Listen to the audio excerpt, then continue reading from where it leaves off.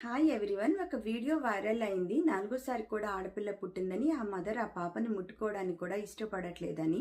ఇంకా ఆ ప్రాబ్లంకి రూట్ కాజ్ ఏంటో ఐడెంటిఫై చేయాలి. అప్పుడు ఏ విధంగా డిఫరెంట్ యాంగిల్ నుంచి ప్రాబ్లమ్ని చూడాలి, సొల్యూషన్ కోసం ఏ చేంజెస్ చేయాలి అనేది ఆలోచించాలి. బాగా చదువుకున్న వాళ్ళు కూడా ఎందుకు ఇలా చేస్తున్నారు? ఎందుకు అంటే ఆడపిల్ల ఎంత చదువుకుని ఎంత అచీవ్ చేసినా లెగసీ అనేది ఇంకా మన సొసైటీలో అబ్బాయి ద్వారా మాత్రమే కంటిన్యూ అవుతోంది. సెలబ్రిటీస్ని ఎగ్జాంపుల్గా చెప్తే కామన్ మెన్ కనెక్ట్ అవుతారు కాబట్టి ఈ ఎగ్జాంపుల్స్ చెప్తున్నాను. చిరంజీవి గారికి కొడుకున్నాడు కాబట్టి ఆమె ఎంత రీచ్ అయినా సక్సెస్ఫుల్ అయినా కోడలు ఇంటికి వచ్చి వాళ్ళతో కలిసి ఉంటుంది, వాళ్ళ వంశం పేరు కంటిన్యూ అవుతుంది. చంద్రబాబు నాయుడు గారికి కొడుకున్నాడు కాబట్టి కోడలు ఇంటికి వచ్చి వాళ్ళు కూడా కొడుకు కోడలతో ఉంటున్నారు. అదే చంద్రబాబు నాయుడు గారికి కూతురు మాత్రమే ఉండి ఆమె పెళ్ళయి బాలకృష్ణ గారి ఇంటికి వెళ్ళి వాళ్ళతో కలిసి ఉంటూ వాళ్ళ నందమూరి వంశాన్ని కంటిన్యూ చేసి ఉండేది. ఈ ఎగ్జాంపుల్స్ ఏం చెప్తున్నాయి అంటే నీ వంశం, నీ ఇంటి పేరు, నీ లెగసీ కొడుకు ఉంటేనే కంటిన్యూ అవుతుంది. నువ్వు ఎంత రీచ్ అయినా, ఏ హోదాలో ఉన్నా, నీ కూతురు ఎంత సక్సెస్ఫుల్ ఉమెన్ అయినా, కూతురు పెళ్ళయ్యాక అత్తవారింటికి వెళ్ళిపోతుంది, ఇంటి పేరు మారుతుంది, పిల్లలకి హస్బెండ్ ఇంటి పేరు పెడతారు. అక్కడే మైండ్ సెట్ మొదలవుతుంది. ఆచారాల పేరుతో కొడుకు ఉంటే వచ్చే ప్రివిలేజెస్ని తీసేస్తే తప్ప ఆడపిల్ల పుడితే ఇలా బాధపడుతున్నారు, ఆడపిల్ల అని తెలిసి అవాయిడ్ చేశారు లాంటి న్యూస్ మనం వింటూనే ఉండాల్సి వస్తుంది.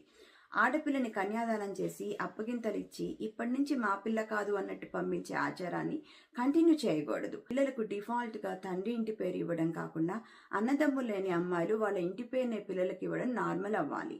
అబ్బాయి అయినా అమ్మాయి అయినా ఒకటే అని ప్రాక్టికల్గా సొసైటీలో కనిపించిన రోజే మార్పు రావడానికి ఛాన్స్ ఉంది. అలాగే కన్యాదానం చేసి వేరే ఇంటికి పంపించేయడం అనే ఏజ్ ఓల్డ్ కాన్సెప్ట్ని కూడా అమ్మాయిలు ఒప్పుకోకూడదు. పెళ్ళయ్యాక ఇద్దరు సపరేట్గా ఉండి ఇద్దరి పేరెంట్స్కి ఈక్వల్గా అవైలబుల్ ఉండాలి. పెళ్లి ఖర్చు ఇద్దరు పేరెంట్స్ ఈక్వల్గా పెట్టుకోవాలి.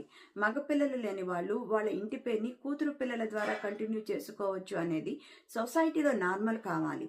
సాంప్రదాయాలు ఆచారాల పేరుతో మగపిల్లాడు ఉంటే వచ్చే ప్రివిలేజెస్ని ఆడపిల్ల ఉంటే చేయాల్సిన రెస్పాన్సిబిలిటీస్ని తీసేస్తే తప్ప ఈ చేంజ్ రాదు.